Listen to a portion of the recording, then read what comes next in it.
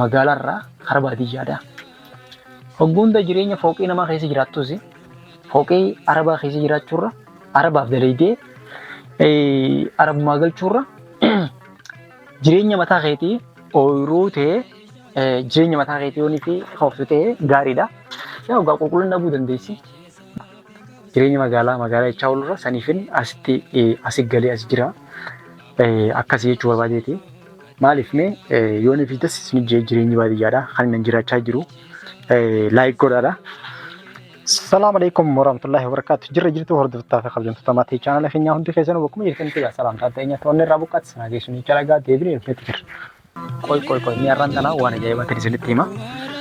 Hogguun akkana jiru kalee namoonni viidiyoo kalee argitan jechuudha. Dhugumatti nama ajaa'ibsiisa. Maaltu nama ajaa'ibsiisa? Eessumni faaya irraa dhufeeti. Eessuma faaya qofaa miti. Eessuma kiyyaasi. Maaliif faaya waan hin qabuuf dhufeeti asitti ani immoo kabajaadhaaf dhugumatti isa eegaa ture. Gonfaa mancaadhaa akkasumatti ilaallateetu jechuudha. Garagalfatee na dha'ee arraan tanaa haakima dhaqeetiin dhufe jechuudha. Sawwa san irratti. Sawwa inni na dha'e sanittiin haakima dhaqee dhufe. Miilli kuni gannaa jiruu ruuti. Maaliif qoy namni kuni silaa rakkina keenya adda baruudha qabu moo dhufeetuma faaya oneessa jirti faaya ofidii feetus samii buusii feetus dachiidhaa baasii dandeessus ammoo dhalii amma nuu kanne kun waan danda'amaati dhugumatti hedduu takka nagaddisiisee wanni isaan godhan suni humaatii miti namni jiru waa hedduu harka jechuu barbaadeeti kaameramaan kiyya nafaana bu'ee. Hordoftoota kabajamtoota keenyaa arraan tanaa olaal akkuma harkaa jirtanitti jidduu kana beektaa maalittiin jira bishingaa muraa kan jira bishingaa murattiin jira hogguun akkana yoo dhugaan seetanii laal harkaa jirtanii bishingaa muraa jira bishingaadhaan muruu jira maaliif bishingaadhaan muruu jira ijoolleedhaaf jechuudha akkam goota jechuun keessanis noolamu yaa'u waan barri fidee kaayiti akkasii fi dheeree saniifuu eegaan fidee jireenya dhuguma sanii jireenya baadiyyaa eegaluufi fideetiin roobni waan roobee ture jechuudha. Bishingaa kana ala asitti orguuree ammaan tan ammoo olaal joon iyyaadha harkaa eeggatamtan hundisiidha. Joon iyyaaleedha. Sanittiin guuruudha deemaa jechuun asis joon iyyaa na bira jira. Sanii guureetiin akkanatti jechuudha. Jireenya mataa kiyyaa eegalee jechuudha. Goojjootti hin galee. Akkasitti hordoftoota fi kabajamtoota keenya bishingaa kana eegumaan an dhufee roomitti xiqqaan tokko roobee maaliif abbaa kiyyaa oomishe inni maan tana beektaa nama guddaadhaa mire nama guddaadha bakka bakkuma isaa bu'eetiin firraa kaanis ijoolleen inni qabu hin jirtu yaa ijoolleen takka hin jirtu hoonis baratee barsiisaa tuunis barattee doktora hoonis baratee barumsarra jirti ijoolleen bakka ammaan tana anumaa guddaadha ammaas deebi'ee anumaatitu manumatti hafee ijoollumaa jechuudha. Namni ijoollee qabus ammaan tana namni ijoolleen isin jirtu ummaan xiyyaas nama guddaadha. Firra akkasittiin bishingaa kana akkumatti roobeetti rooba keessaa ol guuree jechuudha mana keessatti. Roobni ammaan tana yeroo fedhe ni qaqqacaa'a yeroo fedhe bona garuu yeroo bikkattoon bona namni beeku ni beeytanii akkasii ol naqeetiin arrammaan tana gabbaasuudha deema. Maaliif jireenya baadiyyaattis laaluun gaariidha. Hogguu hunda jireenya magaalaa jechaa oolurra saniifin asi galee as jira akkasii jechuu barbaadeeti. Maaliif mee yoonii fi tasisni jireenyi baadiyyaadha kan inni jiraachaa jiru laayik godhaadha.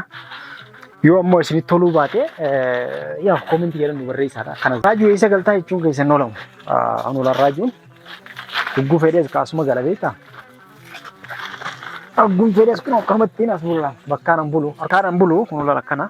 Harkaa jirtanii mee kanattiin kun olaalas galee asiin galaa asiin bulu jira.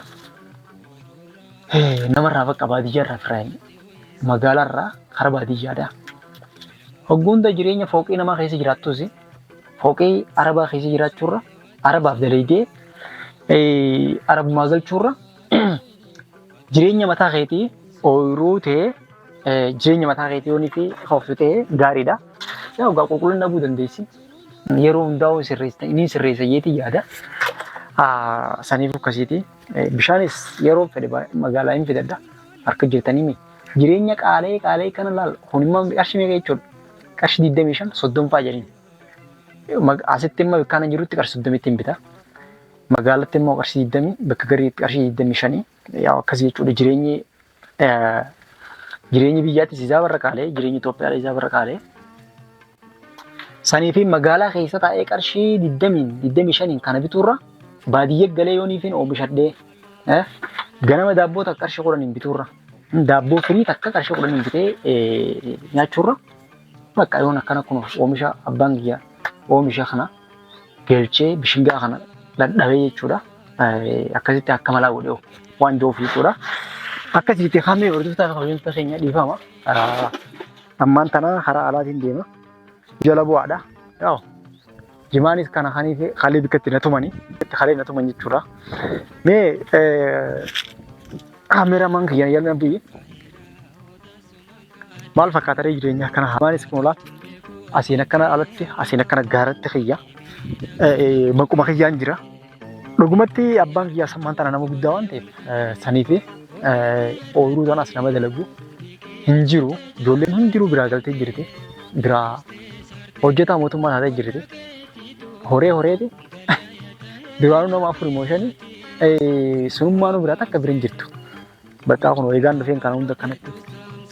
Wanti ijee amma immoo qaraa kana faadhaan buqqisuu deema jechuudha baay'ee hallaftana.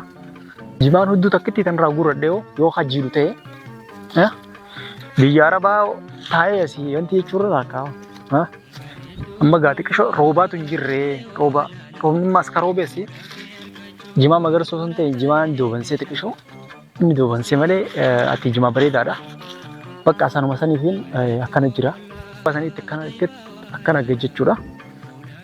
Tijuma yaa anumaa qaba jechuudha baay'eetti. Akkasii duuba saniifuu hordoftoota fi kabajattoota keenya mee maaltu isin dhagahame?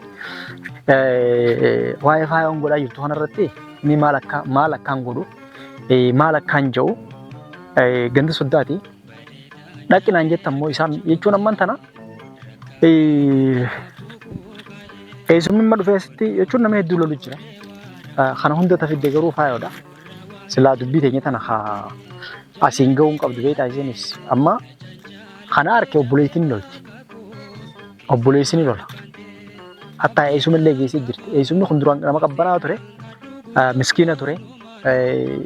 Bakka waan namni ijoon nama dhaga'u ture. Amma immoo isumaatti itti bilbilee akiiti dhibbatti isiin waan itti bilbiltee fi akkanatti bakka isumaatti jinneesseeti. Kana mudate malee isaan wallaahi gandi qoqqooqoodha. Ani malee isaan na tumee isaan na dha'ee jechuudhaafis hamtuu isaanii dubbachuu hin barbaanne haa ta'u malee garuu immoo namni kun beektaa haa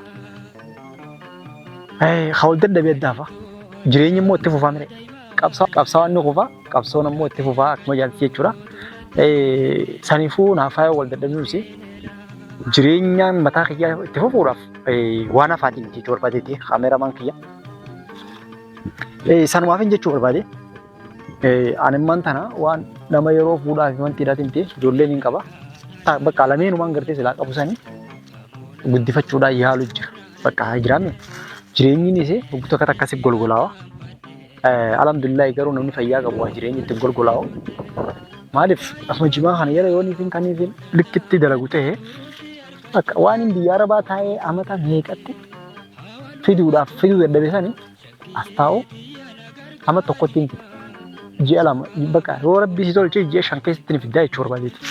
Saniifuu akkasii wallaahi sanumaaf malee waan biroo ta'e miti. Isiniis mee koomentii jalatti koomentii isiniin barbaada. Koomentii jalatti waan naan jettan naan jaadha. Saniifuu akkasiitii waan hordoftaniif hedduu galatoomaa mee